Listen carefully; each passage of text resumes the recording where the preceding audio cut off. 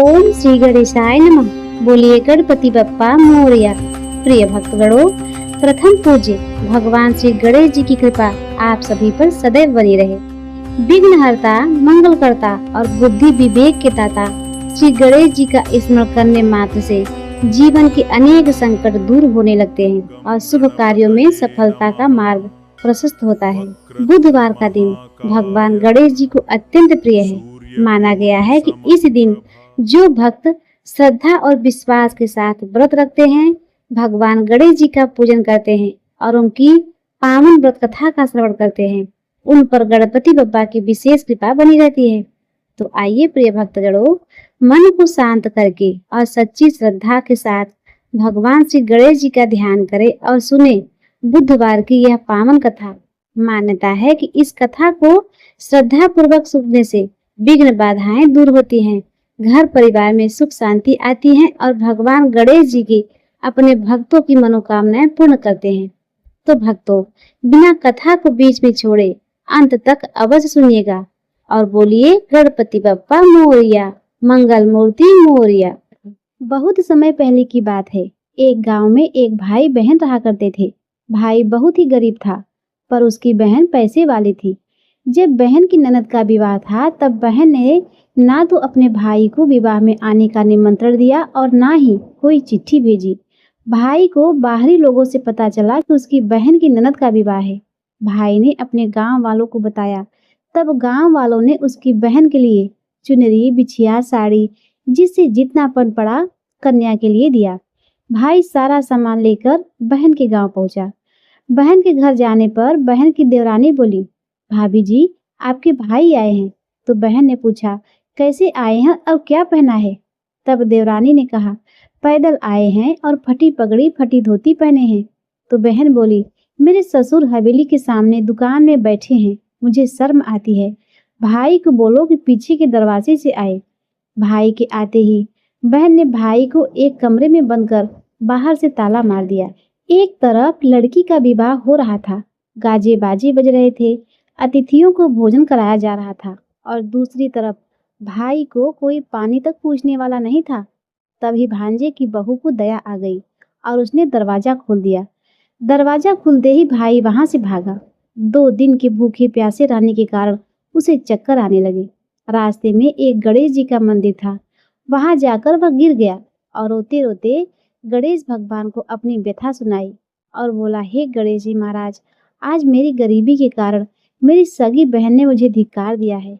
घर जाने पर मेरी पत्नी, मेरे बच्चे जब पूछेंगे कि विवाह से क्या लेकर आए हैं, तो मैं उन्हें क्या जवाब दूंगा? तब गणेश जी ने उस पर दया आ गई और गणेश जी भगवान बोले, मेरे बगीचे से ककड़ी तरबूज तोड़कर ले जा। तब भाई ने ककड़ी तोड़कर झोला भर लिया और अपने घर गया। घर जाते ही बच्चों ने पूछा, पिताजी, बुआ के यहाँ से हम लोगों के लिए क्या क्या लाए हैं? बच्चे उसके झोले को देखने लगे। झोला खोलते ही छोटे छोटे तरबूज सोने की गेंदों में बदल गया। बाकी तरबूज को काटने पर हीरे मोती निकले। पत्नी बोली, आप बहन के घर से इतना कुछ क्यों लाए? आपकी बहन ने हम लोगों को बहुत ज्यादा दे दिया है। भाई ने कुछ भी जवाब नहीं दिया। गणेश भगवान की कृपा से उसके दिन बदल गए। भाई का काम धंधा जोरों से चलने लगा और भाई अब बुधवार का व्रत भी करने लगा। धीरे धीरे गहने कपड़े, रहने के लिए मकान बन गए। पत्नी बोली, एक बार ननद जी को बुलाकर लाओ। तो भाई ने नए कपड़े, नए जूते पहनकर रथ में बैठकर बहन को लेने गया। देवरानी बोली, भाभी जी, आपके भाई आ रहे हैं। बहन ने पूछा, कैसे आए हैं और क्या पहना है?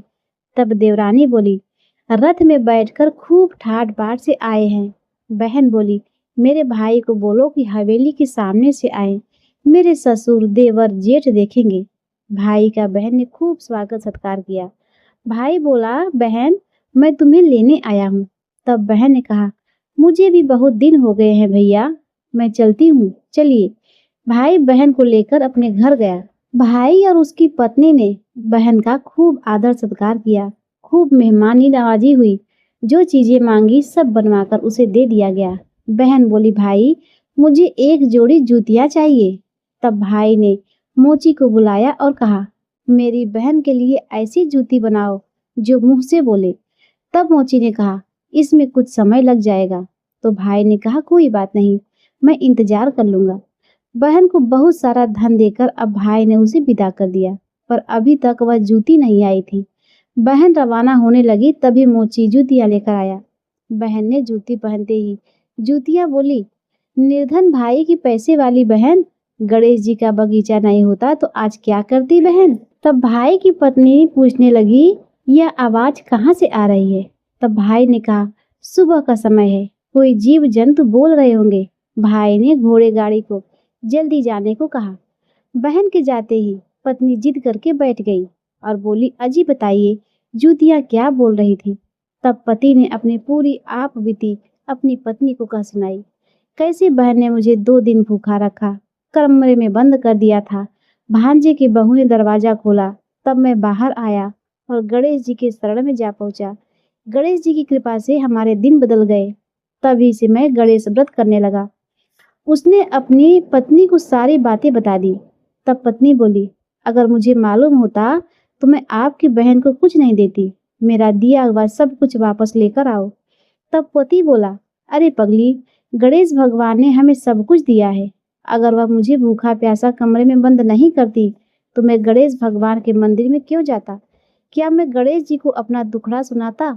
तुम अपना मन मैला मत करो। और हाँ, अपने पर तो गणेश जी की कृपा है और किस चीज की कमी है। फिर दोनों गणेश जी के आगे झुककर प्रणाम करते हैं और जय जयकार करने लगते हैं।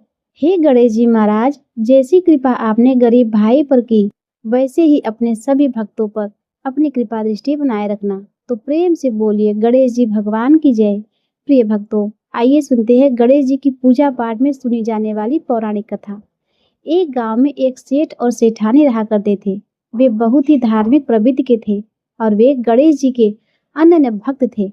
वे दोनों बिना चूके हर बुधवार को गणेश जी का व्रत करते थे और शाम को ब्राह्मणों को भोजन कराने के बाद अपना व्रत खोलते थे। सेठ जी का काफी बड़ा परिवार था। वे सब आपस में बड़े प्यार और भाईचारे से रहते थे, लेकिन सेठानी और सेठ की कोई संतान नहीं थी। इस विषय में परिवार और गांव के लोग आपस में बहुत बात किया करते थे। सभी लोग सेठानी को बांझ बुलाते थे। यह सभी बातें सुनकर सेठ और सेठानी बहुत दुखी होते थे। एक बुधवार के दिन सेठ और सेठानी भगवान गणेश की पूजा संपन्न करा के मंदिर से बाहर आ रहे थे। तभी उन्हें सीढ़ियों पर एक छोटा बच्चा अकेले बैठा हुआ दिखाई दिया। बालक को देखते ही दोनों उसके पास गए और पूछा, तुम्हारे माता पिता कहाँ हैं। लेकिन बच्चे ने अभी तक ठीक से बोलना नहीं सीखा था, इसीलिए वह बोल ही नहीं पाया। पर दोनों सेठ सेठानी बच्चे के पास शाम तक बैठे रहे। तब तक पंडित जी, सेठ जी और उनके नौकर ने आसपास जाकर बच्चे के माता पिता को खोजने की कोशिश की, लेकिन उन्हें बच्चे के माता पिता या बच्चे खोने की कोई खबर ही नहीं मिली। फिर पंडित जी ने सेठ और सेठानी को यह बच्चा अपने घर ले जाने के लिए दे दिया। साथ में यह भी कहा कि अगर बच्चे के माता पिता यहाँ आते हैं तो मैं स्वयं उन्हें आपके पास ले आऊंगा। तब सेठ और सेठानी की खुशी का ठिकाना न रहा।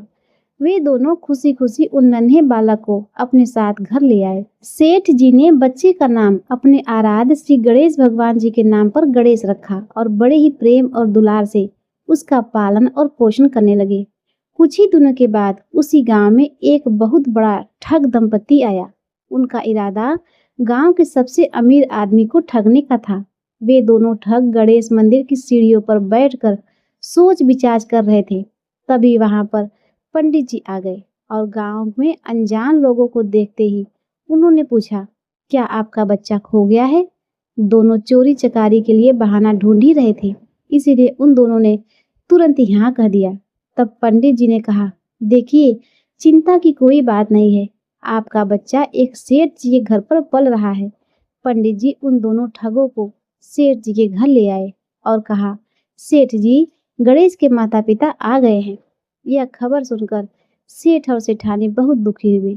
सेठ ने उन दोनों पति और पत्नी को एक रात के लिए अपने अतिथि गृह में ठहराया।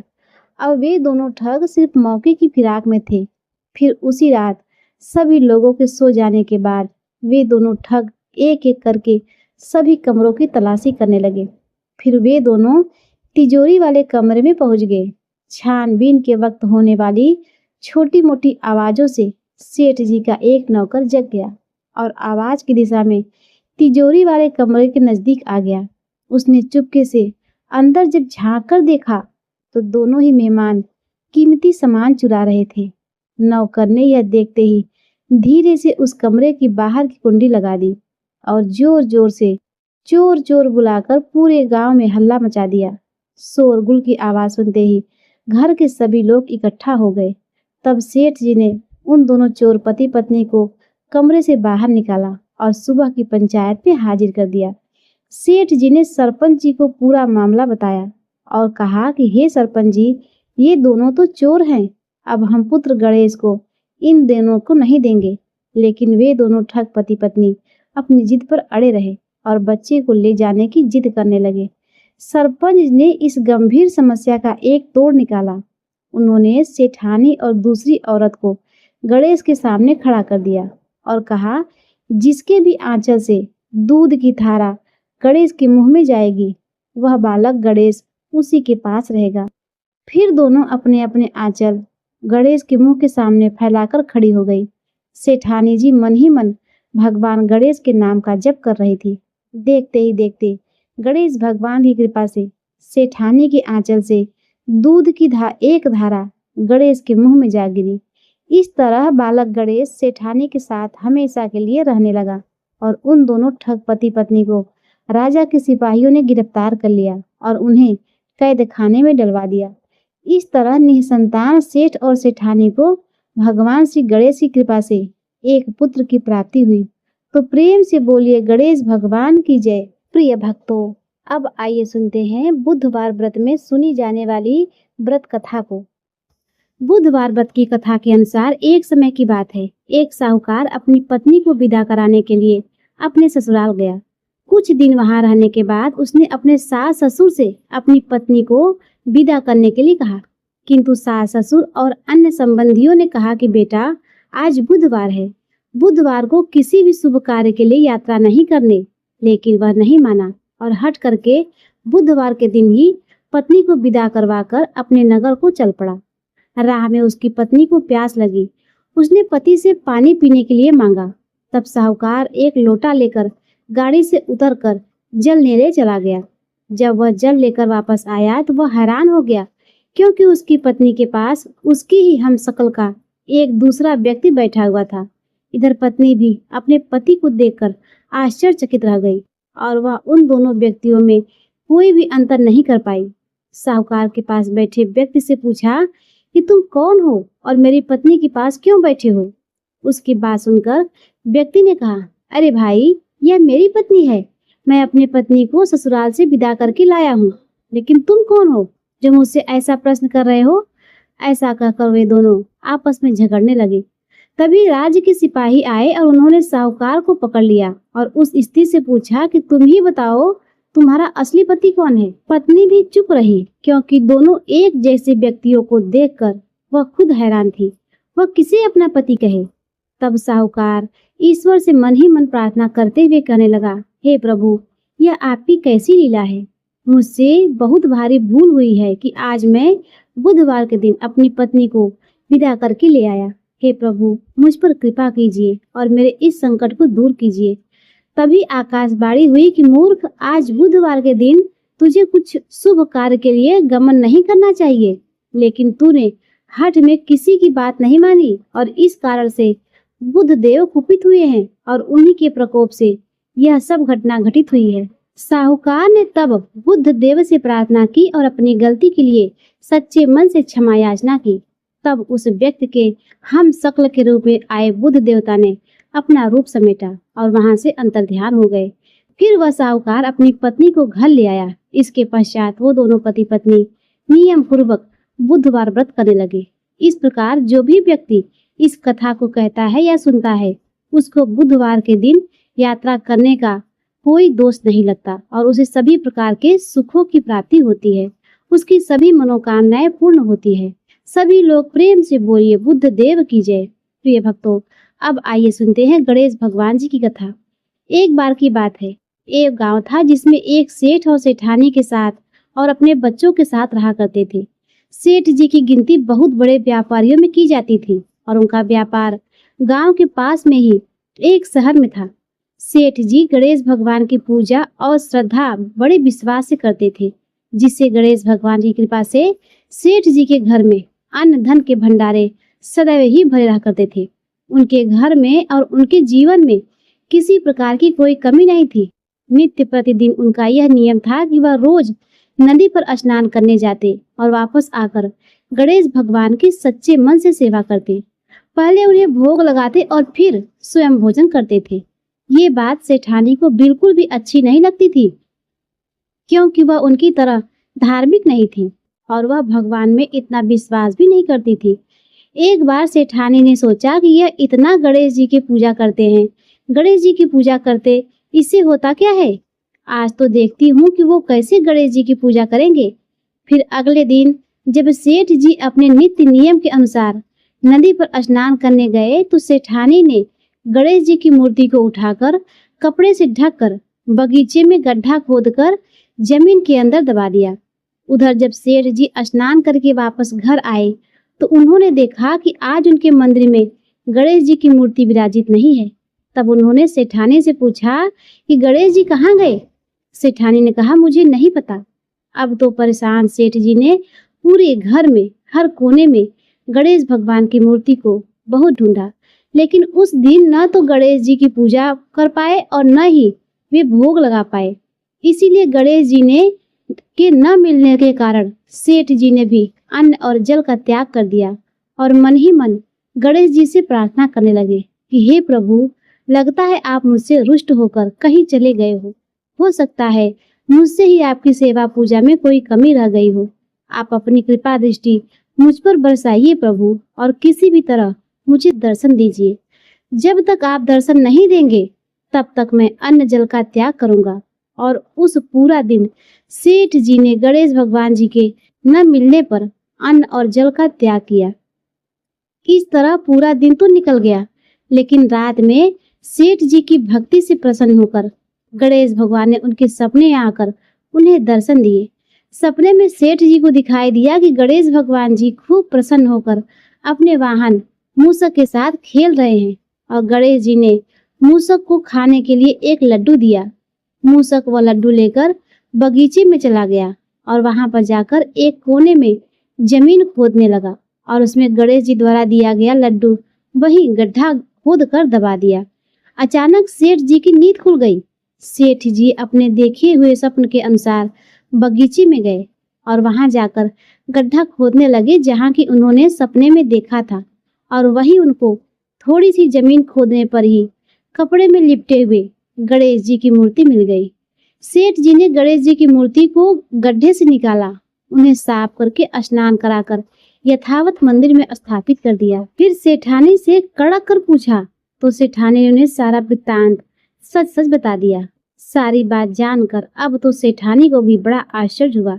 सेठानी जी मन ही मन श्रद्धा और विश्वास से गणेश जी की भक्त बन गई और उसने सेठ जी से कहा, मुझे माफ कर दीजिए, मुझसे बड़ी भारी गलती हो गई है, मुझसे तो बड़ा भारी अपराध बन गया है। अब हम दोनों पति पत्नी मिलकर प्रेम सहित गणेश भगवान जी की आराधना किया करेंगे और उनकी पूजा सेवा में कोई कमी नहीं आने देंगे। यह सुनकर अब तो सेठ जी बड़े प्रसन्न हो गए, क्योंकि उनकी पत्नी अब धार्मिक जो हो गई थी। अब दोनों पति पत्नी ने मिलकर गणेश भगवान जी को धन्यवाद किया, उनकी पूजा की और उन्हें भोग लगाकर स्वयं भी प्रसाद ग्रहण किया। सभी प्रेम से बोलिए, गणपति गजानन भगवान की जय, गणेश जी की जय। हे गणेश जी महाराज, जैसे आपने शेर सेठानी पर कृपा की, वैसे ही इस कहानी को कहते सुनते और हुंकारा भरते सभी भक्तों की मनोकामनाएं पूर्ण करना। प्रिय भक्तों, अब सुनिए सभी कथाओं का संपूर्ण फल प्रदान करने वाली लपसी और तपसी की कहानी। एक बार की बात है, एक लपसी था और एक तपसी था। तपसी को भगवान की तपस्या करता था और लपसी सवा शेर की लापसी बनाकर उसका भोग लगाकर जिम लेता था। एक दिन वे दोनों आपस में झगड़ा करने लगे। लपसी बोला, मैं बड़ा हूँ। तपसी बोला, मैं बड़ा हूँ। इतने में ही देवऋषि नारद वहां आए और बोले, तुम दोनों क्यों झगड़ा कर रहे हो? तब लपसी ने बताया कि हे देवऋषि, मैं बड़ा हूँ, और तपसी ने कहा, मैं बड़ा हूँ। तपसी बोला, मैं सारा दिन भगवान की पूजा करता हूँ, इसीलिए मैं बड़ा हूँ। यह सुनकर नारद जी ने कहा कि मैं तुम्हारा फैसला कल कर दूंगा। कार्तिक मास चल रहा था। दूसरे दिन लपसी और तपसी नहाकर आए तो नारद जी ने 1.25 करोड़ की अंगूठी उनके आगे फेंक दी। लपसी का ध्यान उस अंगूठी पर नहीं गया। तपसी तपस्या करने बैठा था तो उसे जमीन पर पड़ी हुई अंगूठी दिखाई पड़ी और उसने अपने घुटने के नीचे छुपा लिया और तपस्या करने लगा। उधर लपसी लापसी बनाकर उसका भोग लगाकर भगवान को जिमाया और फिर खुद खाने बैठ गया। इतने में ही देव ऋषि नारद वहां प्रकट हुए। उन्हें देखकर दोनों ने उन्हें प्रणाम किया और फिर दोनों ने एक साथ पूछा, बताइए देव ऋषि, हम दोनों में से कौन बड़ा है? फिर तपसी ने एक बार फिर कहा, मैं बड़ा हूँ। लपसी हाथ जोड़कर खड़ा रहा। तब देव ऋषि ने कहा, मैं अभी इस बात का निर्णय कर देता हूँ। फिर देव ऋषि ने तपसी को इशारा किया और कहा कि तुम जरा अपना घुटना तो उठाओ। तब तपसी ने एक घुटने के नीचे 1.25 करोड़ की अंगूठी निकली, जिसे देखकर नारद जी बोले, यह अंगूठी तूने चुराई है, तुझे तेरी तपस्या का फल नहीं मिलेगा। तब तपसी बोला, हे नारद जी, मेरी तपस्या का दोष कैसे दूर होगा? नारद जी ने कहा, रोटी बनाकर बाटिया नहीं बनाया तो फल तुझे मिलेगा। ब्राह्मण जिमाकर दक्षिणा नहीं दिया तो फल तुझे मिलेगा। कोई साड़ी देकर ब्लाउज नहीं दिया तो फल तुझे मिलेगा। और जो दिए से दिया जलाए उसका फल भी तुझे मिलेगा। सब व्रत त्योहार की कहानी सुनने के बाद जो तेरी कहानी न सुने उसका फल भी तुझे मिलेगा। तब से लपसी और तपसी की कहानी सुनी और सुनाई जाती है। प्रिय भक्तों, अब आइए सुनते हैं गणेश भगवान की आरती। जय गणेश जय गणेश जय गणेश देवा, माता जकी पार्वती पिता महादेवा। जय गणेश जय गणेश जय गणेश देवा, माता जकी पार्वती पिता महादेवा। एक दंत दयावंत चार भुजाधारी, माथे सिंदूर सोहे मूस की सवारी। जय गणेश जय गणेश जय गणेश देवा, माता जकी पार्वती पिता महादेवा। पान चढ़े फूल चढ़े और चढ़े मेवा, लड्डू बन का भोग लगे संत करे सेवा। जय गणेश जय गणेश जय गणेश देवा, माता जकी पार्वती पिता महादेवा।